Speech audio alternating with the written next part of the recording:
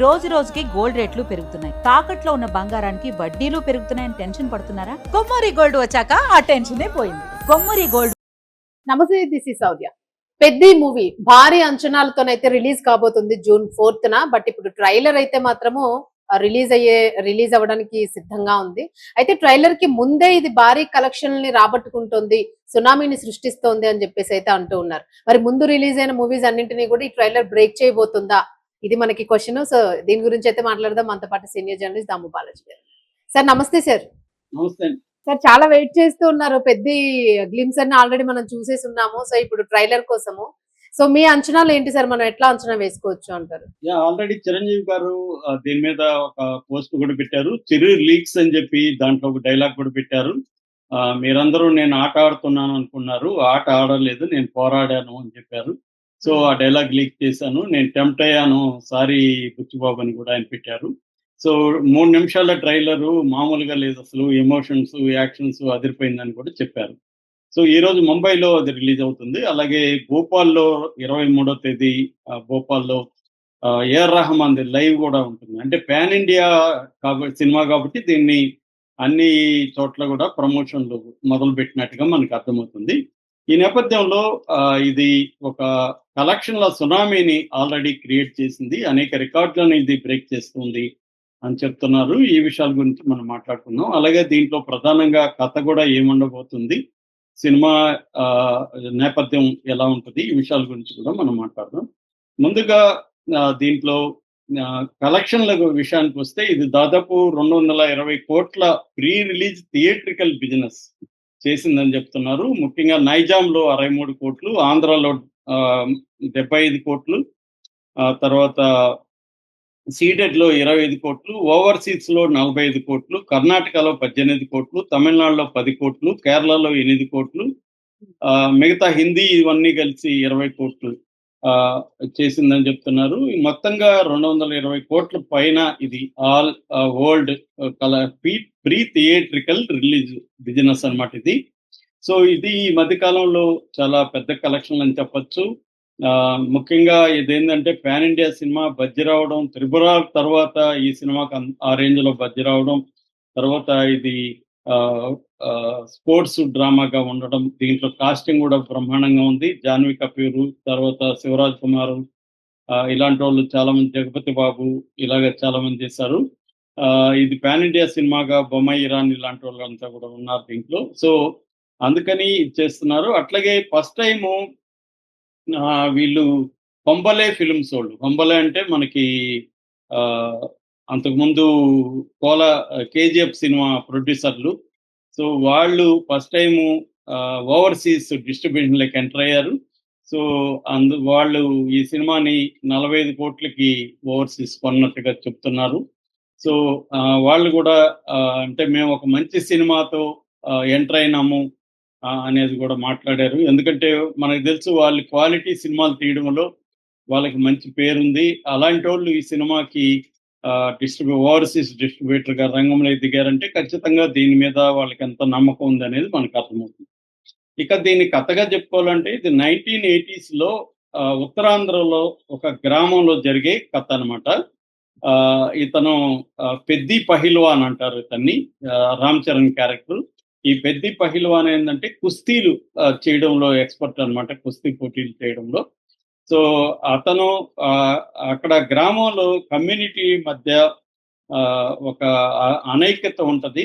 దాంతోపాటు ఇతను క్రికెట్ కూడా ఇష్టం అనమాట. ఆ అనైక్యతను ఇతను కమ్యూనిటీని అంతా ఏకం చేసి అక్కడ ఉన్న పెత్తందారులకు వ్యతిరేకంగా నిలబడడం అనేది బేసిక్ గా కథ. దీంట్లో ఫ్యామిలీ డ్రామా ఉంటది, విలేజ్ లో వివిధ వర్గాల మధ్య ఉన్న ఎమోషనల్ డ్రామా ఉంటుంది, అట్లాగే యాక్షన్ సీక్వెన్సెస్ కూడా ఉంటాయి. అంటే ఒక స్పోర్ట్స్ డ్రామా, ఒక ఎమోషనల్ డ్రామా, ఒక హై యాక్టైన్ యాక్షన్స్ ఉంటుంది అనమాట. అంటే మాస్ అప్పీల్ అవుతుంది, ఆ తర్వాత ఫ్యామిలీస్ కి ఎమోషనల్ అప్పీల్ అవుతుంది, అట్లాగే క్లాస్ ఆడియన్స్ కూడా ఇది మేకింగ్ కూడా చాలా ఎక్స్ట్రాడినరీగా వచ్చిందని చెప్తున్నారు. దీంట్లో ఏంటంటే పుష్ప 2లో అల్లు అర్జున్ ఎట్లాగైతే బాడీ ట్రాన్స్ఫర్మేషన్ కానీ, లాంగ్వేజ్ ప్రాక్టీస్ కానీ ఇవన్నీ చేశాడో, అలాగా రామ్ చరణ్ కూడా బీస్ట్ మోడ్ ట్రైనింగ్ అయ్యాడని చెప్తున్నాడు.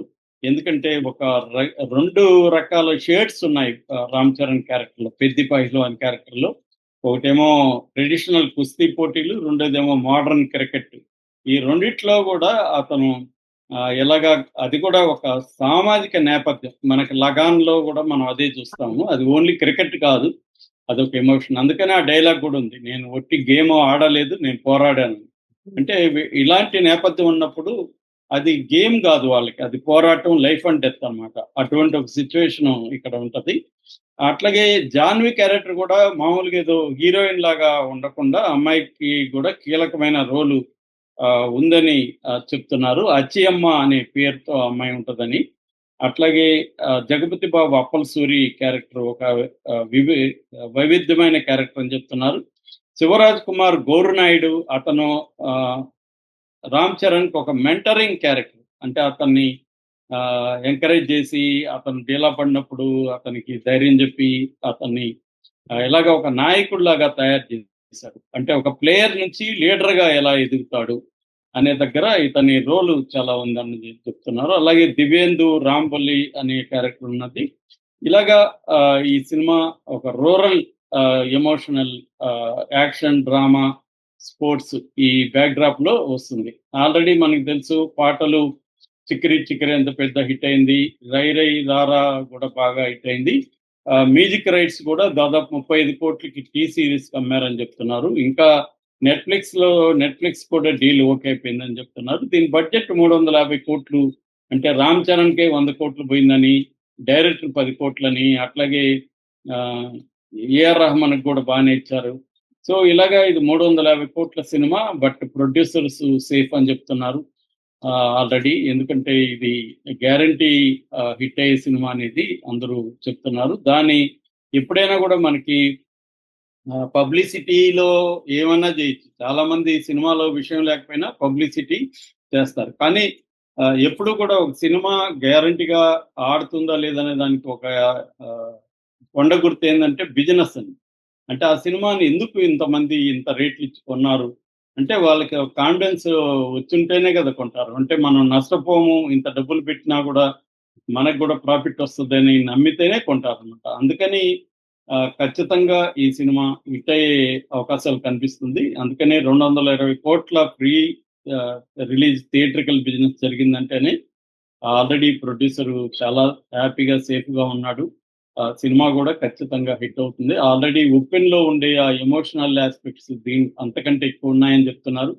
ముఖ్యంగా మనకి దీంట్లో అన్నిటికంటే ఇంపార్టెంట్ రామ్ చరణ్ ట్రాన్స్‌ఫర్మేషన్. సడెన్‌గా చూస్తే మనకి కొన్ని చోట్ల అల్లు అర్జున్ లాగా కనిపిస్తున్నాడు. గడ్డము అంటే ఆ రకంగా రగ్గిడిగా ఉండడము, బాడీ ట్రాన్స్‌ఫర్మేషను. తర్వాత ఉత్తరాంధ్ర అథెంటిక్ స్లాంగ్ ఇప్పటివరకు మనం చిత్తూరుది మాత్రమే అథెంటిక్‌గా 'పుష్పలో' వచ్చింది. అంతకుముందంతా కూడా మిక్స్‌డ్‌గా ఉండేది. నెల్లూరు, చిత్తూరు అన్ని కలిపి ఒక సినిమాటిక్ డైలెక్ట్ వాడేవాడు. కానీ ఇప్పుడు వీళ్ళు కూడా అంత రీసెర్చ్ చేసి ఉత్తరాంధ్ర స్లాంగ్ ముఖ్యంగా విజయనగరం లాంగ్వేజీ అక్యురేట్‌గా పెట్టారని చెప్తున్నారు. ఇదొక కొత్త ఎక్స్‌పీరియన్స్ ఇస్తుందని చెప్తున్నారు. ఆల్రెడీ ఉత్తరాంధ్ర సాహిత్యం మనకి వెరీ పాపులరు. రావిశాస్త్రి, కాళీపట్నం రామారావు ఇలాంటి వాళ్ళ బేనాదేవి ఇలాంటి వాళ్ళ ద్వారా ఉత్తరాంధ్ర సాహిత్యం చాలా పాపులర్ అయింది. అట్లాగా ఇప్పుడు ఈ సినిమాలో కూడా first time authentic Uttarandhra language పెట్టినారనేది వార్తొస్తుంది. ఖచ్చితంగా ఇది హిట్ అయ్యే అవకాశాలు అయితే కనిపిస్తాయి. రైట్. Thank you sir.